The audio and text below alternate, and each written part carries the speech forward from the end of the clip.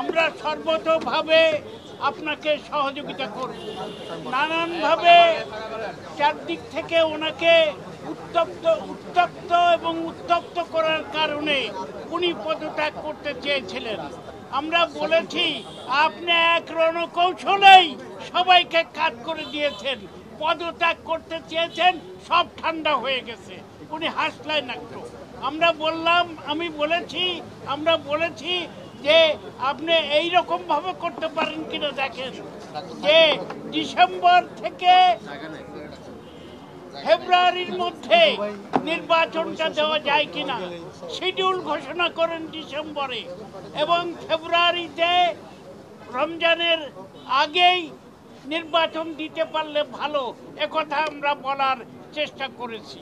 আর আমরা বলেছি বিচারের কাজ সম্পন্ন হওয়া উচিত, অতি দ্রুত এগিয়ে যাওয়া উচিত, উদ্যোগ নেওয়া উচিত।